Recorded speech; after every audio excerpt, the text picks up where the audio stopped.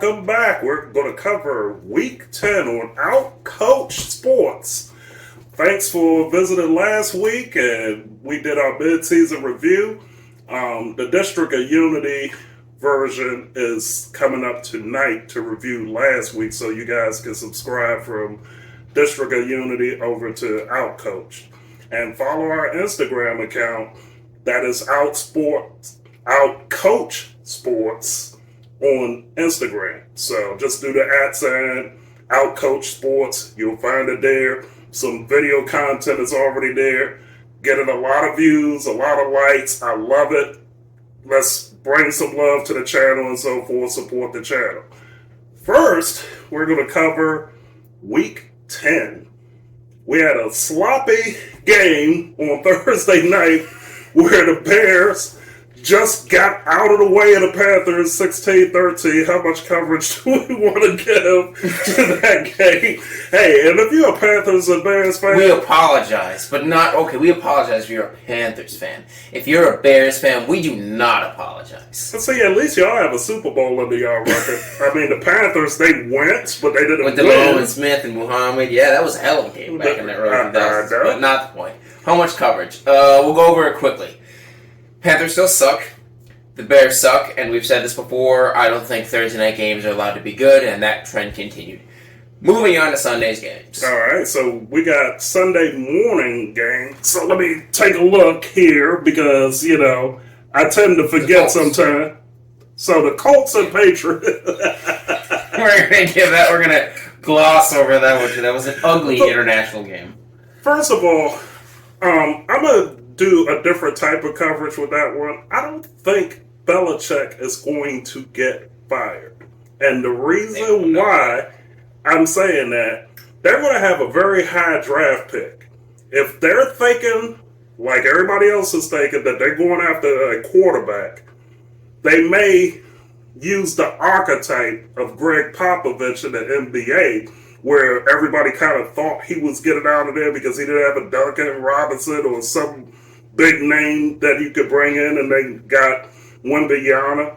Now they're probably going to think that in New England with Belichick. I don't know. I don't have it on good authority, but I really think that he's going to wind up keeping his job at the end of it. So, as in terms of the game, I mean, look. You didn't miss anything if you didn't watch it. That's just like, dude, if you was watching a movie or you was getting your morning workout, however you're doing it in the bedroom or in the gym, you didn't miss a whole lot. So, I'm sorry. You just got to tell it like it is. It's a Sunday morning, 9:30, so you're only doing 1 or 2 workouts that morning and so forth. Pause. Exactly. But it is true, and don't get me wrong, I worked yesterday, so I didn't see the game, but I saw what you could call highlights. I know that Mac Jones got benched for, and I know his name's not Billy Zapka, but that's what I think when I hear the name. Mm-hmm. But anyway, Billy Zapka went in, and it didn't do much better. And looking at the Patriots' record, they're now 2-8. The Colts, and Richardson has been in and out of the lineup all year. He's shown potential. Right. They're 5-5, and do you think they're going to make a wild card run? You would have asked me 2 weeks ago, I would have said yes. Mm-hmm. Before, and we'll get there, the Texans went back-to-back.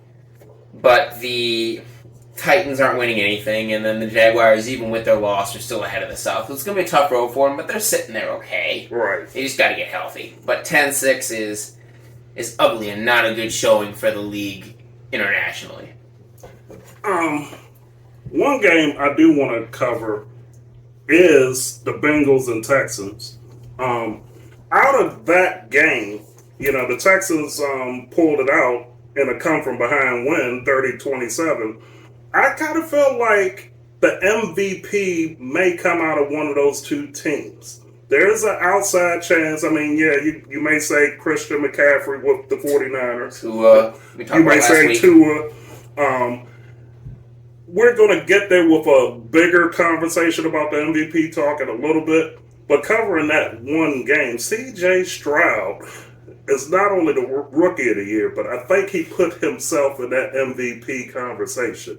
He is playing like a fourth-year quarterback, not a third year. I mean, he is really doing well in that system and so forth. Yeah, before you lose it, we get it that Texans. He's been rookie of the year. The last 2 weeks have been phenomenal. I mean, he's playing he started about right here. Well, he started about here, and then he went here, and now he's playing way up here. He's playing fantastic.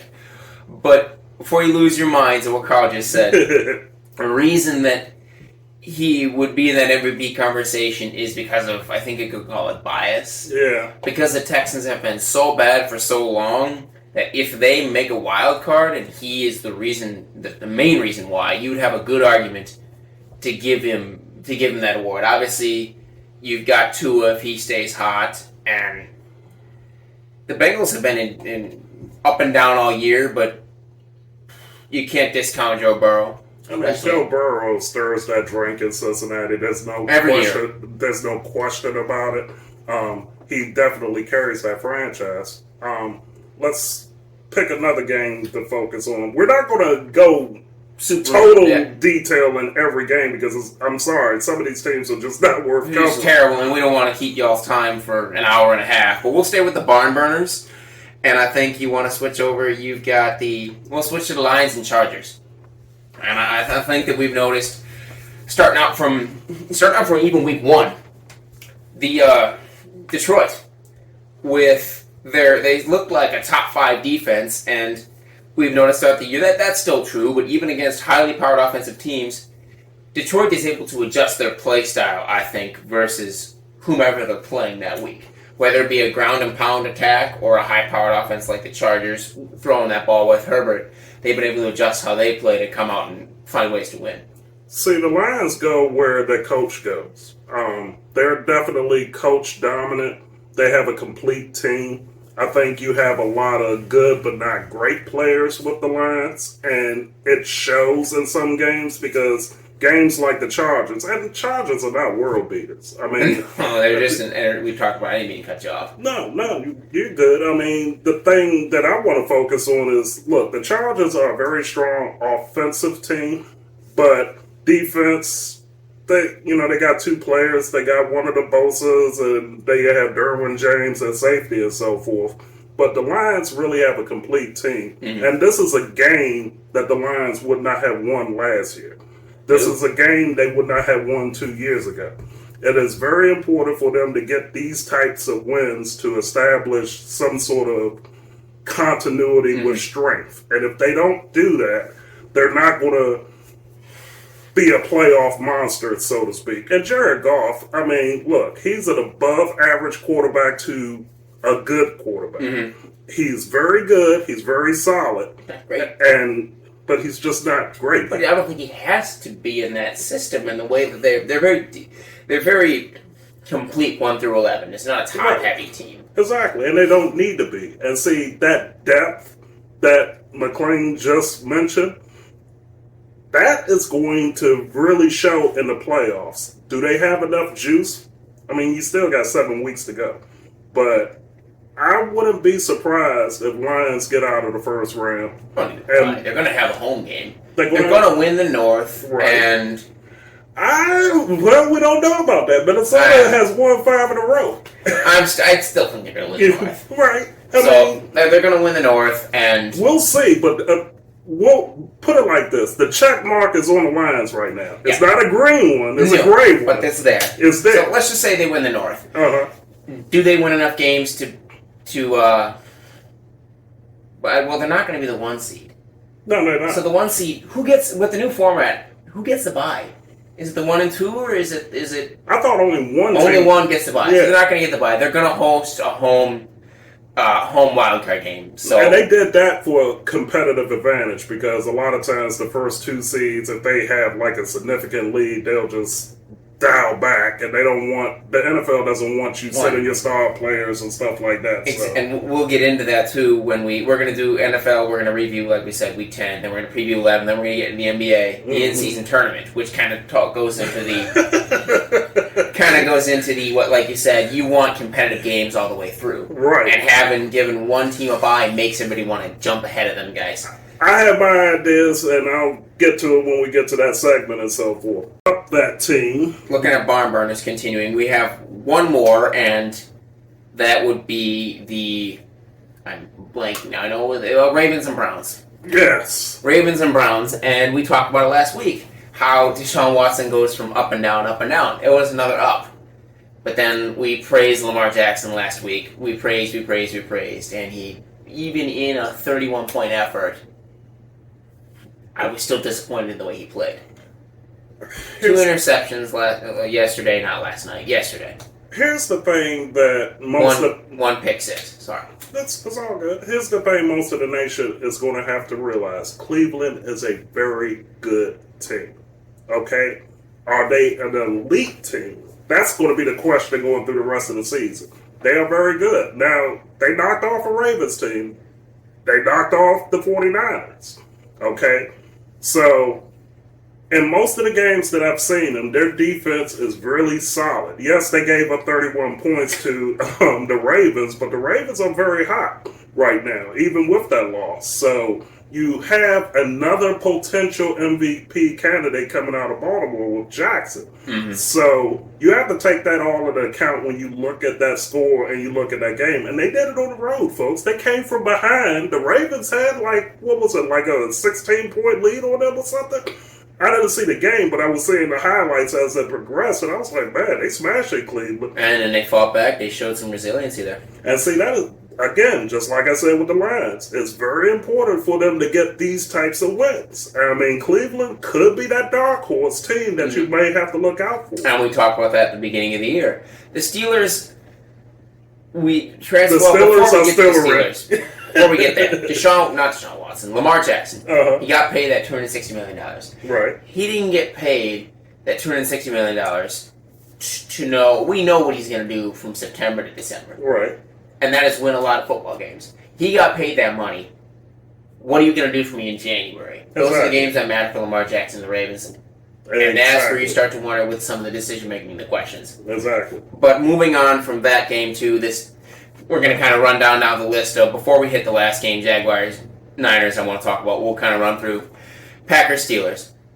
Steelers are the best, worst football team in the league. Absolutely. They keep winning games that they don't play very well, or they shouldn't win, per se. But yet they find a way, and I think that's a testament to their coaching. They're turning into the cardiac Steelers. Mm-hmm. I mean, if you people are as old as I am that remember Cleveland Browns in the early 80s, they were the cardiac kids. They would always win these 19-17 games and 13-14 and stuff like that. That's how the Steelers are playing. And to be honest with you, the Steelers has always really been that type of team. They never lit it up during the regular season. They had a 15-1 year. I think it was Roethlisberger's rookie year or something like that, or his second year when they went 15-1. But that's more of an outlier. Mm-hmm. They're like the Raiders back in the day too. They always go like 9-7, 10-6. In the case with the new scheduling and so forth, they probably be like 11-6, get in the playoffs and raise hell there. But that's how they are, and that's how they always will be. So you can never count the Steelers out. He just highlighted the coach, and they have consistency. They've only had 4 coaches in that franchise history. And we talked about this 10 weeks ago. The AFC North is the best division in football, and I still think that that's true. Yeah. Even though the Steelers, do I think that they're that good? No, but their record would state otherwise. Exactly. The Bengals, I think they're better than what the record says. Mm-hmm. And obviously you have the Browns and Ravens. And this week, looking at it in totality, was kind of you had 3 or 4 good games, and then you had just some, like, games that we don't even want to talk about. Like Cardinals, Falcons. Exactly. Good scoring game. I'm sure it was entertaining, but those teams are not good. They're not good football teams. And then the Seahawks barely squeaked by the Commanders. I mean, see, the Commanders are like on the other end of that Steelers spectrum. They're always in right games, but they figure out how to lose the game. Mm-hmm. Where Steelers figure out how to win those games. And then you think about, now I'm going to tell you, a good game was last night, the Jets and Raiders. That was one of those games where it was like, okay, both of those teams are on the verge, but they can't get over the hump. And they're just not good. They're not good football teams. And if you don't like defense, you wouldn't have liked that game. It was 16-12. You would not have liked that game. But one thing I will say about that game, it was a very watchable defensive game. Yeah. There are some defensive games where the offense is just so bad that the offense is giving away the game. This is one where the defense actually made plays. And if you would have told me last night before that game started that the Jets and Raiders is going to be a football game worth watching, especially sitting here now, I would have been like, okay, well, that's just not going to happen. But I think bigger news coming out of the Jets, there are rumors that Rodgers wants to come back by mid-December. That'd be awesome. That would be insane. Yeah. For, what is it? It says October, November, 3 on an Achilles?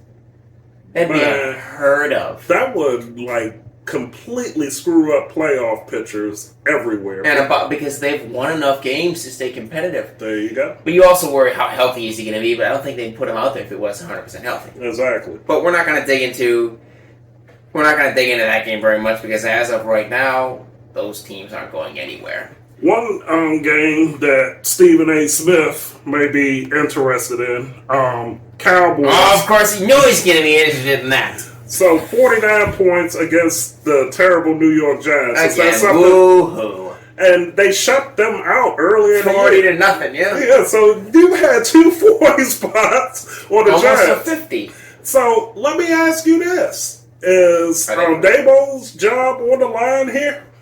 Do you see them moving on, or I think it's a GM problem, but it's hard because in a lot of cases when the team is not performing the way that the fans and the media and even the team itself thinks it should, the coaches get blamed. Mm-hmm. Do I think it's their fault? Not always. Yeah. So you just have to say yes, his job is on the line just based on who gets blamed for the failures of a football team. I think the GM is in trouble. I do too, but who goes first? It's always the coach. Yeah. So, but again, the Giants are an overlook, and then we're going to look at, because I have to talk about the Buccaneers. They snapped a 4-game skid. They get off the snide, and they beat the terrible, lowly Tennessee Titans 20-6. And then, before we move into Week 11, we'll cover it quickly, because apparently they love putting bad teams in prime time. They're going to give the Denver Broncos and the Buffalo Bills. The Buffalo Bills should win that game handily, but if Josh Allen does his pretty boy thing, it could be interesting. I'm still taking Bills, and I think that he doesn't. I think the Bills win 30-17. Look, as much as I've criticized Josh Allen on his channel, I think he's one hell of a talent. He has to take care of the football. He has to stop acting like a running back playing quarterback. And they should easily beat the Broncos. They should. That doesn't mean they will. Because, again, if Josh Allen is not focused, boy, it's going to get very ugly in Buffalo if they lose this game. But I think after last week's game, where they lost at Cincinnati, I think he takes care of business tonight. I think for one night, he does what he's supposed to do. And if he doesn't, trust me, we will be back up here next week. And I will be criticizing. Again. So, our next topic is the Thursday night game, shifting over to Week 11. And it's again, I just talked about it, 5 minutes ago?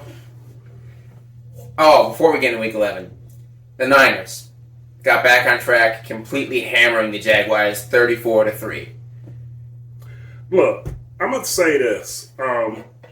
For Trevor Lawrence to be a true MVP candidate, you cannot lose 34-3. Yes, it's the 49ers. I don't care. Yes. You're on a 3-game skid. You're at home. You can't have a game like that. If he lost 34-31, okay, and it's going to go to the quarterback because they didn't put up any points, okay? I understand that San Francisco are world beaters, but it's games like that shows that you're an MVP when you have your team competitive. Mm-hmm, exactly. You don't, and even if you don't win it, 34-3, we'll be sitting here going, that's it. So we're going to talk about Week 11, and there's one hot Thursday night game that's coming up as Bengals and Ravens, in-season rivals, and 2 legitimate MVP candidates, 2 teams that are coming off barn burners, and 2 teams that are going to be desperate for a win. And plus, Super Bowl contenders, dare I say. So It's possible, considering health and everything, though. Exactly. Yeah. So, what you got? Looking at it, if it were a Sunday game, I'd say it's going to be a great game. Thursdays have never had a great game. Buck the trend, please, Burrow and Jackson. Buck the trend and have a great Thursday night game, because the league needs one. Amazon needs one. They spent all this money on their broadcast, which I'm not a huge fan of their broadcast. Anyway, they spent like $1 billion on it. Give them a good game, and it has the potential for it. Two great teams going at it in prime time, hungry for a win, like we said. Should be a good one. Well, do they have all of the Thursday night games? Every single, because I've seen it on a couple of other ones like that. What is that? That Paramount or Peacock or something? The opening, so NBC has which is Universal. NBC has some sort of contract with Peacock. Mm-hmm. So the Sunday night games stream on Peacock and NBC. And the reason you see it on Peacock is opening night kickoff. The NFL kickoff week 1. So Chiefs and Lions this year was on NBC and on Peacock. Gotcha. After that, every Thursday night game is Amazon. I hate this shit. I mean, I love to be able to know when the games come on which channel. It's like sometimes when it's on some of these different platforms, I'm like trying to figure out what the hell is going on to see whatever. I'm going to talk about the Ravens and Bengals real quick. Basically, you would see on paper that it will be a high-scoring game. I mean, really, they should have like a 35-38 game. It should get down to the last minutes or whatever. I believe that it's going to be a low-scoring game. I think probably it's one of those games where, and I'll have Jackie predict the game, but if you asking me, I say the Ravens get out of the back door like 20-17. You think they get a win? I think they only because they're at home, and even though they lost at home to Cleveland, but I think Cleveland is a lot better team than Cincinnati as a whole team. I think Cincinnati is great on one side of the ball, and they have an average defense. I think Cleveland has a phenomenal defense, and they're good on the other side of the ball, their offensive side. So, if Watson even comes close to what he's been in Houston, they may be in the AFC Championship. So, but I'll let you say whatever you got to say before we move on to the other ones. Before we move on to the Sunday games? Yeah. Well, I'll just transfer over. It's an AFC North matchup week. Week 11. You got the Steelers and the Browns at 1 o'clock on Sunday. Anything stand out to you on Sunday that could be potentially a good game? Well, let's see. I'm taking a peek. I don't see anything super enticing. I mean, I want to believe that the Buccaneers and Niners could be exciting, but I also believe that it could very well be a blowout. And see, folks, I'm blind as a bat, so I'm going to get my glasses so I can see what's on his screen. You can't see it. He has this, like, $50,000 laptop. It has all these diamonds and it was like $400 and it's like 8 years old. This it's thing, a Google Chromebook. This thing is like so far beyond any technology I've ever seen in my life. He's lying. I've had it since freshman year of high school. I'm not kidding you. Terrible. All right, so what we got here? So we've got another one that I think could have good potential. Chargers-Packers. Jordan Love played better last week. It could be a good game. I think the Browns beat the Steelers. Mm-hmm. The Dolphins are going to murder the Raiders. Wow. That's going to be a bloodbath. Uh-huh. Jaguars get back on the winning track with a solid, convincing victory at home against the Titans. What the hell happened to y'all, Tennessee? But go ahead. I mean, really. Texans, Cardinals. Again, that's 5 weeks ago I would have said, that's two lowly teams. The Texans are a much better team. I think they're going to beat the Cardinals pretty handily. Giants Commanders is two lowly teams. We're going to go over that. The Cowboys, as much as I hate to say it, are going to slap the field with the Panthers. Yes. Again, the Bills could be surprising. Could play down to the Jets. Mm-hmm. Seahawks beat the Rams. Vikings, Broncos. And guess what? That's the Sunday night game. I don't know why they put the Broncos. But starting off the week and ending the week, the Thursday night game, the two big games you're going to want to watch out for, folks, are Thursday night, and then Monday night is a rematch of the Super Bowl. Everyone's going to be talking about it. Chiefs are coming off their bye. Are the Eagles coming off a bye? Actually, yeah. Yeah, two teams coming off a bye. Monday Night Football, Super Bowl rematch. Let's talk about that because let's be honest, that's what everybody's going to focus on. Who you got and why? I believe Andy Reid is undefeated after coming off a bye week, so I'm going to pick the Chiefs until somebody actually beats them and they're at home. I'm picking the Chiefs at home. I think they're ready to go. I think they're rested up. They're ready for the fight, and even though the Eagles are going to come in there battling, I'm picking the Chiefs. I think it's another high-scoring affair. That should 33-30. I'm going 33-30 Chiefs. That should be. And I think that definitely benefits the Chiefs with a high score. Running gun because you're not going to bet against Mahomes. Exactly. And I think Jalen Hurts is systemic as in terms of his play, and that's not a knock against him. That's actually a good thing. Patrick Mahomes is kind of a wild card, as everybody knows, because, he likes to improvise when he's out there.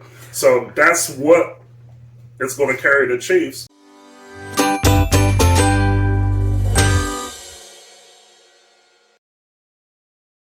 Who's the Sunday morning game, or do they even have one I think they're done with this year. Let me just scroll give me one moment. They're done, I think. Okay. Because we finished up last week and everything's back to the And then once we get to December, they're going to start having these Saturday games as you head into the playoffs, right? Weeks like 16 and 17. The other game that I would say that 18. Week 18. Yeah, well, with the extra week. Whatever. Aren't they going to add another week at some point? I'm thinking so. We'll worry about that when we get it. I don't want to think about that. It hurts my brain. Yeah, well, my brain has always been hurting. But anyway, Steelers-Browns. That's going to be a very interesting game because that's a trap game. Yes, it is. Because you could easily say, well, the Browns should win that game 31-15 or something. Yeah, but the Steelers play that style that we just talked about where they're always good enough to make you look bad. So I would be very interested in seeing how the Browns handle the Steelers. And the Browns are at home, and it's a Sunday 1 o'clock game, so keep your eye on that one. Any other game that you can think of that's... I'm obviously, as a Packer fan, you want to take a look at, first and foremost, a Packer fan. That should be entertaining. Then a Bucs fan, secondly. I'm gonna be tuning into the Niners-Bucs game. And typically, I'll watch some games that I'm not, huge fans of teams. I'm not a Chiefs fan or an Eagles fan at all. But that game is so enticing that I'm going to sit down on Monday night and take my time to watch that game. The entirety. And usually I don't do that. I'll watch some games, half of them here or there, and then do something else. But certain games catch your eye, and that's one of them.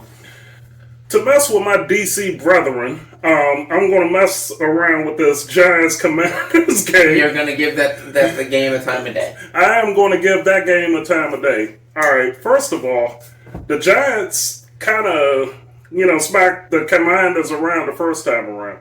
And this second time around would tell me a lot about how the Commanders actually feel about their coach going against the Giants, who's kind of wavering away from everything at this point because they don't have a defense. Their offensive line, they have people that's hurt. They have people that's we're not going anywhere anyway, so why am I going to give maximum effort? Fuck this, basically. Exactly. Screw this, yeah. So that game will be very telling if the Giants actually win that game. Because then I will have to wonder, are they going to completely clean house with the Commanders? Now, the reverse, if the Commanders actually win that game, and I'm talking, then are you going to put blame on a coach, GM, or are you going to clean house the other way? So that's one of those games where that could be a fire pit game. So that's all I got on that one. I'm going to pay zero attention to that one because I do not care. Those teams aren't going anywhere. I'm not a whatever you create a franchise named your franchise Commanders or Giants. You should have just kept it as Washington Football Team because that was actually a now cool it's concept. what did you? It's like here. What can we make in Madden? I know. I remember Madden 08 used to have those made up teams that was like the whatever saber tooths or some crazy crap like that. Sea Dogs, baby. Yeah, Sea Dogs. Some of the AAA MLB affiliate names that you see out there, the dirty pirate dancers or something. I had the Fire Seals like 13-0 in Madden one time. So, Jets and Bills, that's another one. I'm going to focus on that only for the simple fact if the Jets can win that game and they right that ship a little bit and put a little bit back. And Aaron gets back, that could be the catalyst for them doing well in the playoffs. See, AFC went to this point where it's like you kind of thought the Chiefs, Cincinnati. Now Cleveland has something to say about it. Yep. Dolphins has something to say about it. This is going to be very interesting. And the Ravens, of course. It's still deep.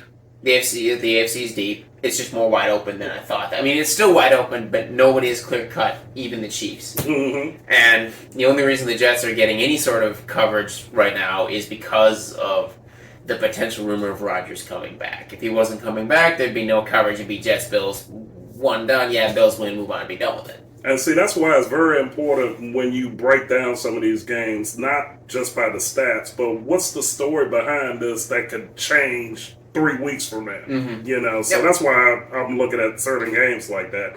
But as in terms of, what is that, week 11, I'm pretty much done with that. So 2 big game highlights, Ravens-Bengals. I want to say Niners-Chiefs, but I'm wrong. Mm-hmm. Eagles-Chiefs. Mm-hmm. Open the week, end the week. Yep. Moving on. All right. NFL MVP discussion only because CJ Stroud has kind of forced our hand in having this conversation just by the way he's played and the narrative of the Texans.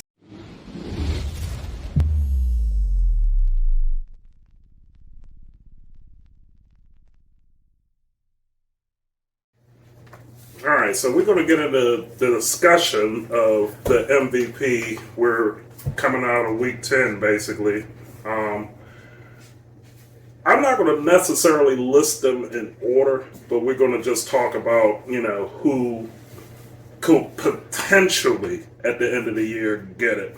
One of the odds-on favorites that they have, and I'm basing this off of Fox Sports, they have their 2023 MVP odds. The first name they have up there is Lamar Jackson. What do you think about that?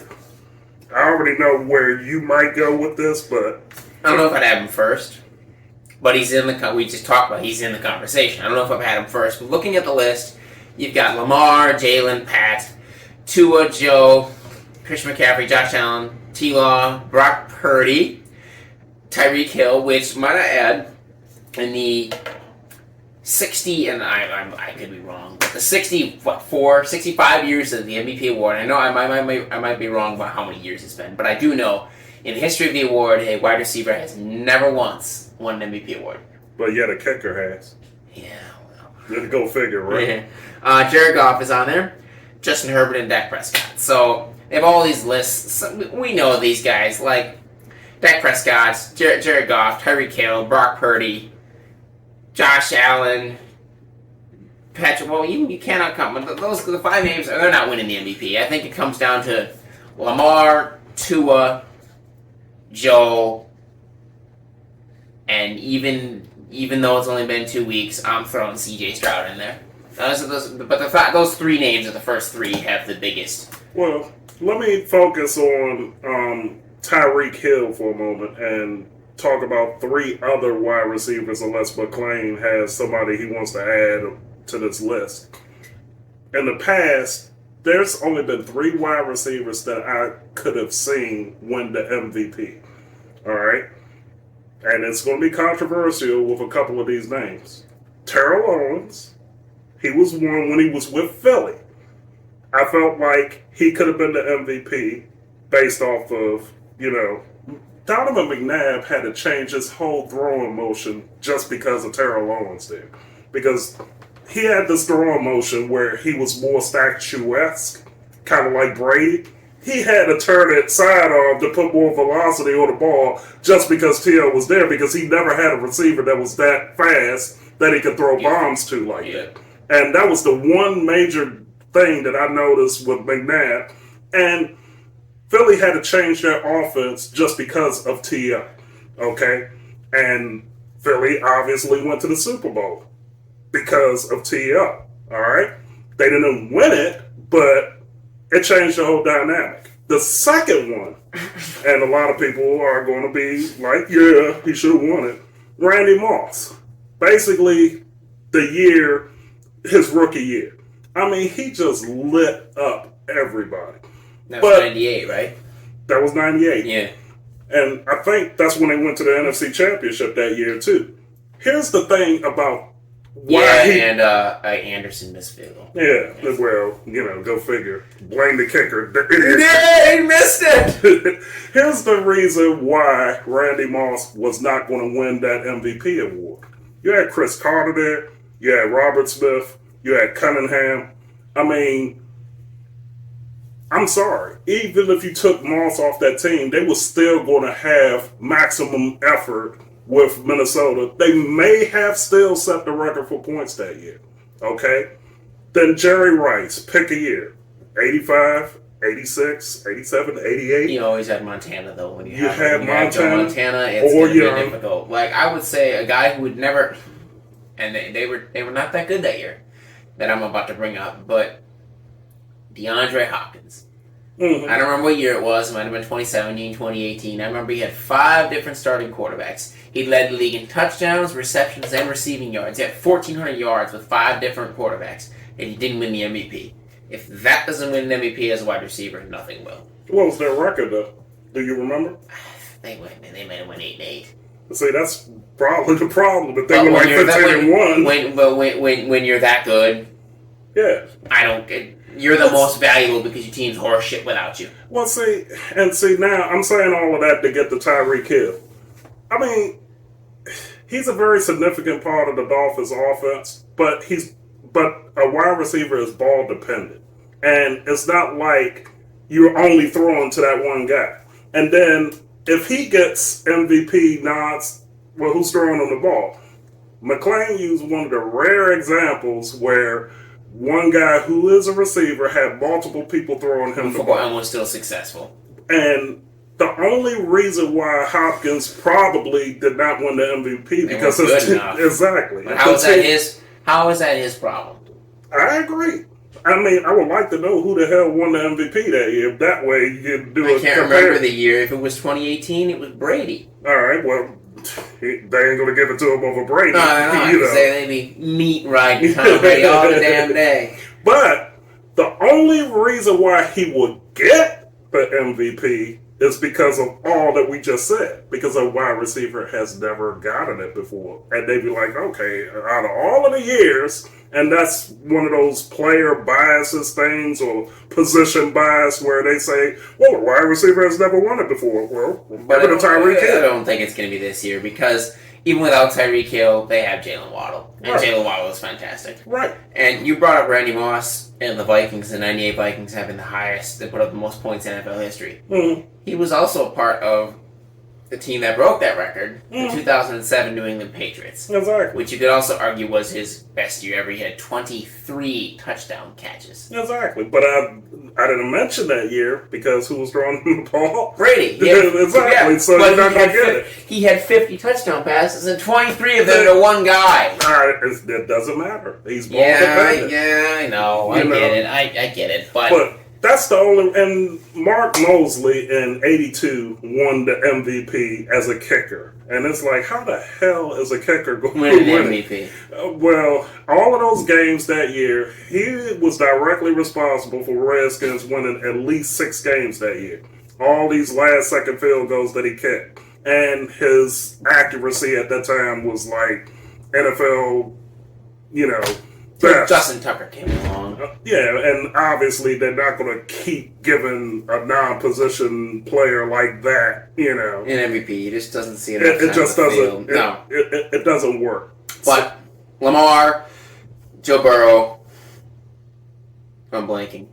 Let me see. Lamar, Joe Burrow, and Tua are the top 3 names that you got to look at right now to win the MVP. Now, would you include Mahomes in that list? Would you include McCaffrey? McCaffrey. So 4. Not Mahomes, only because of the sole purpose that he has won it so many times that I just don't think they're going to give him the award anymore. I could be wrong, but voter fatigue is a thing. Whether it's the NFL, whether it's the NBA, it is a thing. I'm sorry. If they were to go... Because if they were to give it the MVP to the most valuable player every single year in any sort of sport, LeBron James would have like 9. Yeah, of course. But because they want voter fatigue and they want to keep relevancy, and they won't give it to him. Yeah. So that kind of applies to Mahomes too. He would probably, in 10 years, he's got what, 2 MVPs right now? In 10 years, he'd probably have a total of like 6 or 7. He'll probably have 3 or 4 because they won't want to give him as many as he actually deserves. Yeah, I mean... The new big thing is Tua. And see, that's just like the 94 season in the NBA with the voter fatigue. That's how David Robinson got his. Yep. If you really think about it, you know. No, that's how James Harden got his in 2018. Right. Because if they actually go for who should really get it, you know, that list will be very short. You know, they want people interested to be like, oh, there's a new guy out there. That's not a knock on the guys that are winning it. That's not saying that they didn't have a great year, but they're just not the most valuable. It's not I think they get confused of who had the best year versus who was the most valuable. And then, see, they tried to do, what was that MOP, the most outstanding player for a little while. That doesn't work. No. Look, most valuable means, like, if this guy is not on that field, that team doesn't win, and he brings eyeballs to the league. It's like he has to have intangibles where people are watching. LeBron... Everybody's watching basketball right now because of him. He's the most He's been in the league 21 years, and you look at when he left Cleveland, where did the Cavs go? The bottom of the barrel. Absolutely. Then when he came back, they went straight back to the finals. Where did they go the year after he left the second time? The bottom of the barrel. Absolutely. That's where most valuable player comes in. This man is almost 40, and he has the best plus minus in the entire league. Yeah. He leaves the court, they suck. Just the way it is. Anyway, we're getting off topic. Back to the MVP award. I still think Tua takes home that award if they continue to play the way they are. It could change, but I would say 1, because he's healthy, and 2, because they're putting up a lot of points and it's a lot of excitement in Miami. It should be running away too, unless the next 3 or 4 weeks he, doesn't average what he's been averaging, which is probably like 3 or 4 touchdowns a game, 300 plus yards or whatever.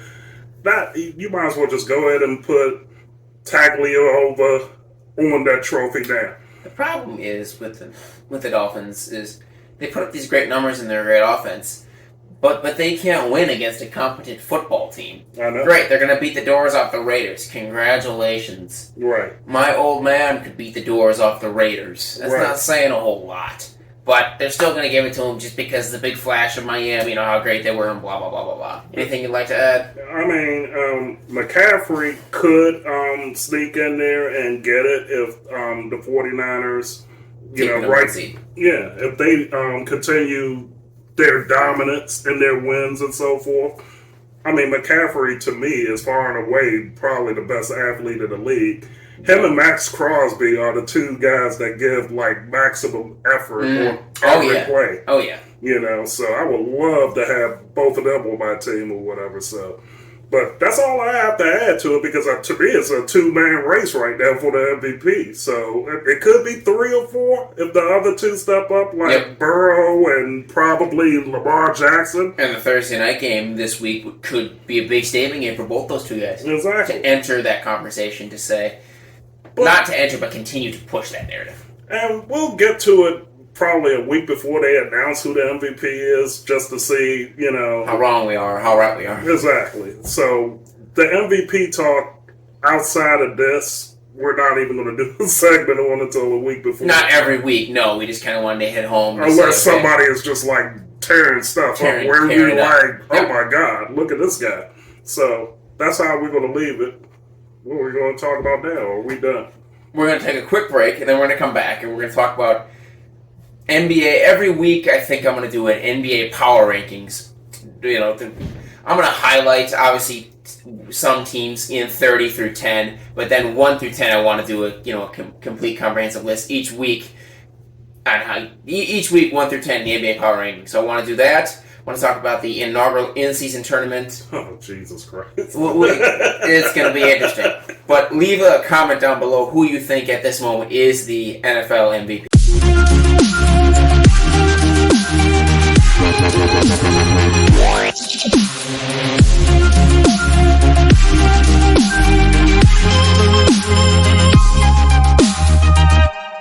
Back to cover NBA in-season tournament. And Carl, I know you have some very, interesting thoughts on this, so we'll let you start it off. All right, via Wikipedia.org. For those of you who don't know what this NBA in-season tournament is about, he's going to cover some of the details, then we're going to get into our thoughts. And look, I'm going to be honest with you folks. I didn't know much about this in-season tournament. I kept hearing about it. I didn't know the particulars about it. First of all, the tournament is in season, just like soccer, according to Wikipedia. So each conference is going to be divided into 3 groups with 5 teams each, for a total of 6 groups. So I'm assuming East, West, or something like that. Yep, because there's 30 teams. So it's a round-robin tournament, Tuesdays and Fridays during November, which is this month.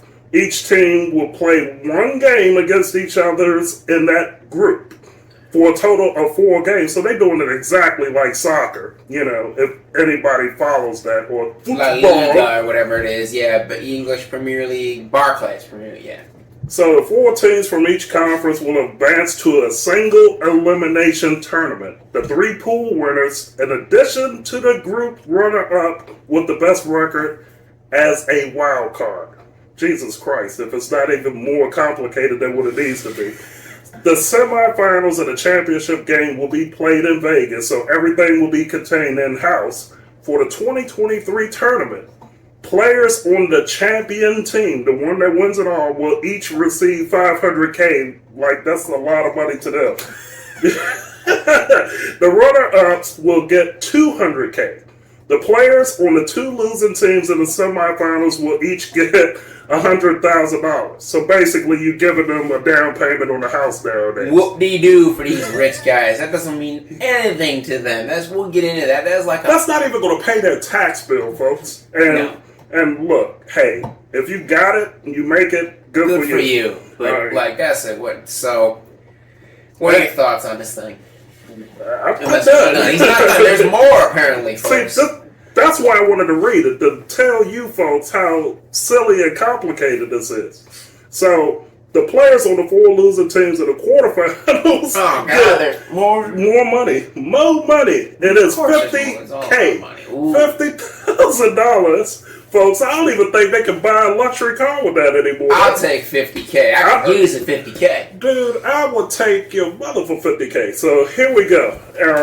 Let's go to the exception. Yeah, I said that. On air. On air. So anyhow, with the exception of the championship games, come on, folks, that's funny. Don't even try. All of the games in the tournament will be counted as 1 regular season game. So even the ones leading up to whatever. Except the one in Vegas. No, the championship tier, I guess, doesn't count. See, yeah. And to adjust for the differing number of games played by different teams, follow me with this one, folks. The NBA regular season scheduling formula will be modified so that only 80 games for each team are initially announced prior to the beginning of the season, with the 81st and 82nd scheduled games occurring differently. So what the hell does that mean, folks? The 22 teams that do not qualify for the knockout rounds of the tournament will play 2 additional games. Okay, so the the NBA, the championship game counts as one of the 82. Basically. Okay, so it's not as that. See, that was my big issue with it. I thought the championship game was an extra game, which didn't count towards anything. Which versus just the okay. See, that's why I wanted to read this, folks, because it will clarify a lot of this stuff around the tournament. So 1 at home, 1 on the road against other teams eliminated prior to the knockout rounds. These games will occur around the time the knockout tournament is concluded. Okay. The last sentence they have on this, the 4 teams that lose in the quarterfinals will play 1 additional game against each other. So that's kind of like the Olympics where it doesn't count, right? It doesn't mean anything. Right, it's like you're playing either the bronze or the non-bronze game just to fill out the time or whatever. And again, around that time, the knockout tournament is concluded. So that's on Wikipedia.org, folks. Which you can edit freely, might I add. Exactly. So that's the particulars. So but it is pretty accurate. So what do you think about the tournament? Okay, so when I first heard about this thing, I was like, yeah, this could be cool. This could be a nice novelty. Now it's just they're upgrading, and of course ESPN is covering this thing, and TNT Tuesdays and Fridays is NBA in-season tournament game. It says right on the schedule, and it says it right on the right underneath the scorers table when you're watching the game. And I think first off, we talk about it, the money doesn't mean anything to these guys. Absolutely not. But some of them. And Dwayne Wade has come out and said this. LeBron James is the cheapest millionaire back when this happened, that he's ever met. Mm-hmm. And if it's motivating these guys to play and show up for big games, and in their head it's a big game, then that's great for the league. Right. Because you want the league wants these stars to be playing. Right. And for example, on Friday in Phoenix, they did a post-game interview with LeBron after the game. It's like it was an inaugural NBA in-season tournament game, and his big smile on his face, you could tell, cheapest bastard in the whole league.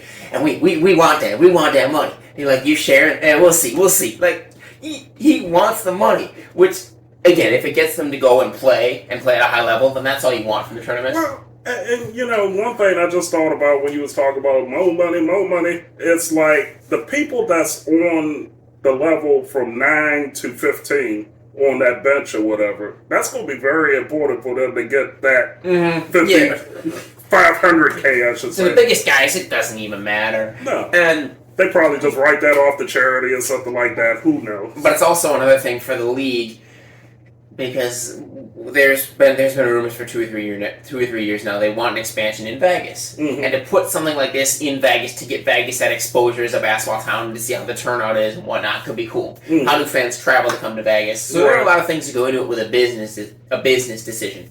But looking at it from a fan's perspective, I could care less about the in-season tournament because I don't want my guys playing extra games. I just want them healthy going on the stretch, especially if you're a competing basketball team. But the biggest thing, the most interesting thing for me that's coming out of it is the courts. And for anybody who's been following this, I know my buddies, we've been texting back and forth following this thing. For anybody who's not been following it, but has been watching the games and wondering why they're like that, it's because they wanted to switch it up for their NBA in-season tournament. They wanted each team to have courts. And some of them are big-time yeses, they're big hits. Some of them are big-time misses, they're fails. And the others are just downright ugly on the eyes and you can't even watch. So, as the graphics are rolling through, we're gonna get some of the best and worst on the screen. My worst is Orlando. It matches their jersey, their city jersey, which for the second year in a row is boring. And this year, the Magic's colors kind of match Dodger blue. The city jersey and court looks like a Dallas Cowboy jersey. The court looks like that. It's gray with cowboy blue. And you'll see it on screen when he gets it up there. Terrible. Right. The Suns one kind of hurt my eyes when I was watching it. And my biggest intrigue is going to be, on Tuesday night the Grizzlies go visit the Lakers at Crypto.com Arena. It will always be Staples Center to me. And they'll debut that in-season court. It's gonna be neon. You'll see it. He'll put it up there. You'll see it neon with purple going on the middle. It could be really cool, or it could hurt the eyes. That neon yellow. All right. So, which one have you looked at that you liked, or all of them? I like Boston's. Boston? I hate the Celtics, but I liked Boston's. They took their old parquet floor and put it into it, which I enjoyed. Okay. We saw the Nuggets you talked about last week. Oh, It was Jesus just Christ, downright weird. Yeah. And how do the players focus with this thing going on the court? But for me, that's the biggest takeaway is getting guys to play at a high level and the courts. What do you have on it other than it's just kind of... It is a little ridiculous and far-fetched, but if it gets guys to show up and play, that's what you want. Well, I find it interesting that they would adjust the schedule, which they have to, with the tournament. I would like to know how they... I mean, I know they said, like, if you didn't make it to the knockout round, they're going to have the eliminated teams play each other. Some of those eliminated teams could be high-ranked teams during the year. It could be like a number 1 seed or a number 2 seed. Because on any given night, somebody could beat somebody, but that doesn't mean they're a better team. It just means that they won that specific game. I'm also thinking about, and I don't want to put it out there, but what if somebody like, I need to be in this damn tournament, let's just go ahead and tank our way out of this damn thing. Yeah, but the reason I don't think you're going to see that is because, one, they're all cheap, they want their money, and two, it counts for regular season games.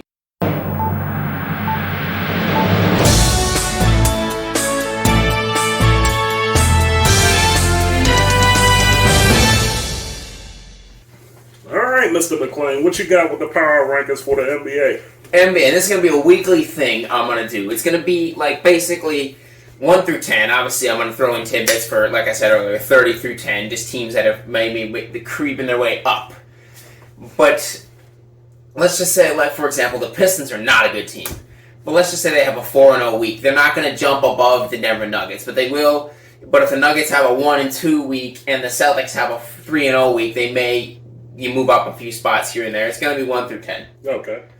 So looking at, we're 10 games in now just about. Most teams have played 10 games. And I have seen some surprises of teams that have played badly, surprising teams that have played really good, and then other teams that you can't really get a good judge on them because they've been hurt. Right. For example, Phoenix. Yeah. Devin Booker's played 2 games, Bradley Beal's played 3 games, and Durant has had to carry everything. So that team, sitting here looking at it now, I think let me just check here. The Suns are 4-6. I don't think the Suns are a below 500 basketball team when healthy. I don't think so either. But I'll get into it after he does his rankings. But this week, they're going to fall outside the top 10 just because you have to equate that stuff and they just haven't been that good. Mm-hmm. So they're like 13 or 14. Okay. Biggest surprise, and so I'm going to start off just because they're hotter than fish grease. And even after they traded away James Harden, refused to let that bother them. Tyrese Maxey's having a coming-out party this year. This week's number 1, Philadelphia 76ers. Oh, absolutely. Number 2, you have to put Denver there. Number 2, Denver Nuggets. Number 3, I'm putting the Celtics. They've just been continuity over year. Even with the mix-ups and trades they made, Porzingis has played well. They're number 3. Mm-hmm. 4, I'm going to have to say, and I don't think this will stick, obviously not, but Minnesota. Okay. They've been so hot to start the year, that won't stick, and maybe it will. I know the Warriors record doesn't speak it. I'm not going to put them at 5.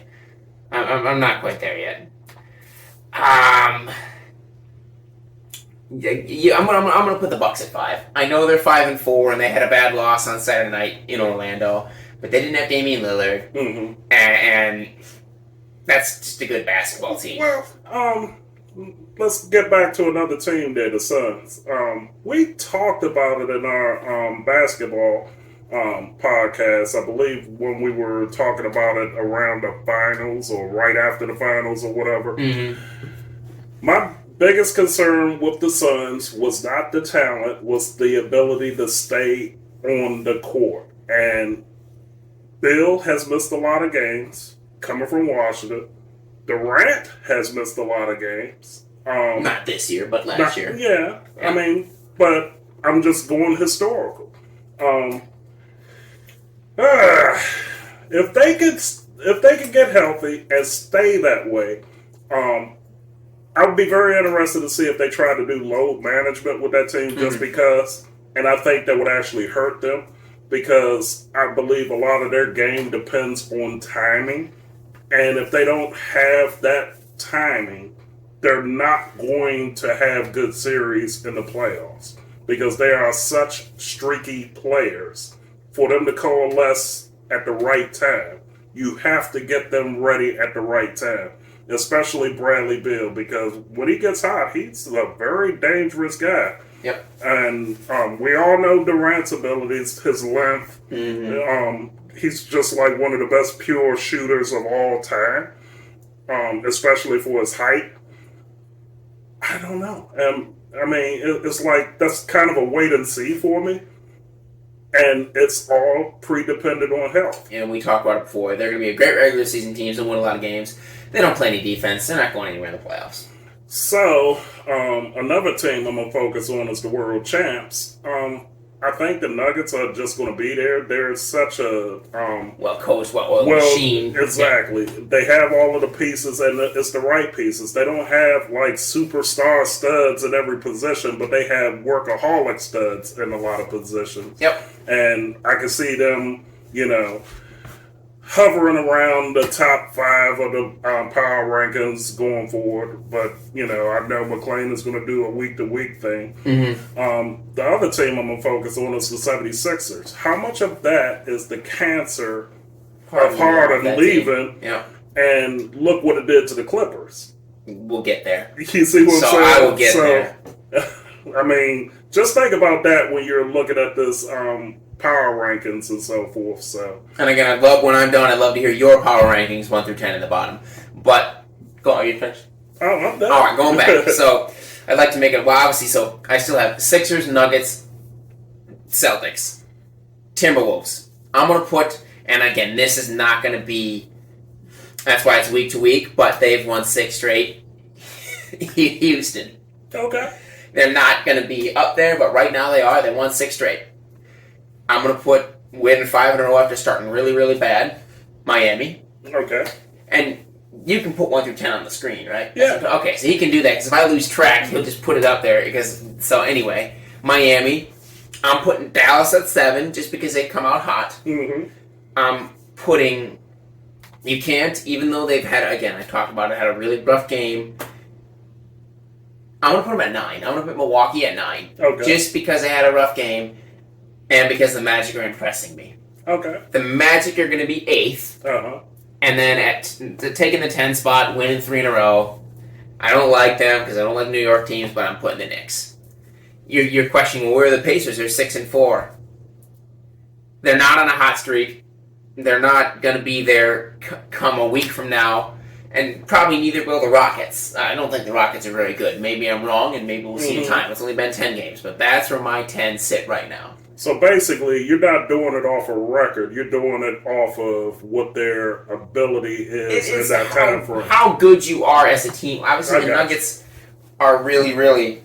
They're really good teams. They're always going to be high. But if they go 0-4, they're not going to totally fall out of the top 10. Right. But they are going to fall down to 9 or 10. Yeah. Just because there's going to be teams that have really good weeks. Yeah, because... That's why the Bucks are still in the top 10. They didn't have Lillard. They're still a good ball club. That's why they're going to be there. But when a team wins as hot as they are, when they've won 6 in a row now, you have to put them up there. And folks, I don't have to tell you, basketball is all about peaks and valleys. You win 2, lose 1. Yep. You win 3, lose 2, so forth and so on. That's how it is throughout the season. So yeah, and the Celtics are going to be right there just because they're a good team. I don't think the Timberwolves and Rockets are going to be a consistent top 10 team. Okay. Dallas has that potential. Right. Orlando does have that potential. Orlando is... You keep hearing, why are the Bucks losing to the Magic by 20? Why are the Bucks losing to a bad... Same thing with the Lakers. Why are the Lakers losing by 20 to the Magic? People have labeled the Magic as a bad team. I think the NBA community, fans, and whoever needs to stop labeling Orlando as a bad team. They're a matchup nightmare. I think it's time to stop. They have one of the best defenses in basketball. Right. They're young, but they're getting more experience on how to win big-time games, and Banchero has got over his slow start and really stepping up. Right. Though you're wondering, where's Golden State? Where's the Kings? The Kings have not impressed me so far. They've been dinged up. I know they haven't had De'Aaron Fox. The Warriors are sitting right there, 11 or 12. The Cavaliers have had a slow start. Yeah. So that's my top 10 for this week. Yeah, again, it will go every single week that we're here. I'll give you a ranking. And Cliff may join us in this because Cliff, you guys know him and love him. He's big into basketball. He's not too much into football and so forth. But I'm sure him and Mclain will go back and forth with the top 10 rankings and so forth. And me being the angry guy that I am over here, I'm just going to break down the little nonsensical stuff that you guys may not see, like, oh, well, it's because of this coach. Oh, it's because of this player. It's because of this. It's like, oh, I didn't think about that. That's what my role is. So, but anything else on your top 10? That's my top 10 for this week. I think we're pretty much done. Thank you for joining us. Again, like, comment, subscribe, all that fun stuff that we already talked about.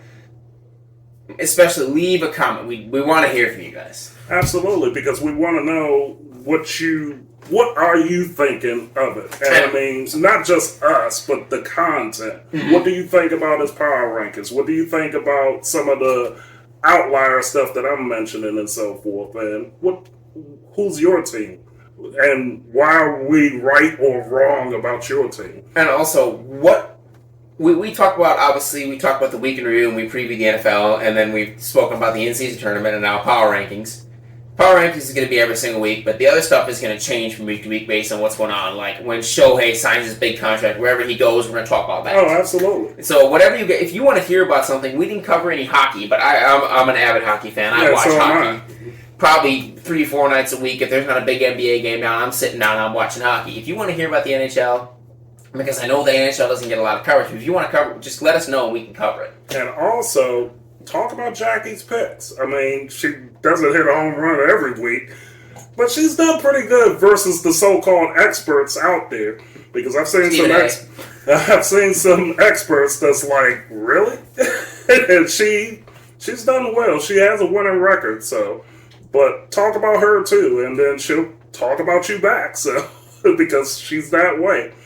But until next week, you guys take it easy, follow, like, share, subscribe, comment, let us know how we're doing, and we're going to keep this rolling and have some fun with it. Until next time.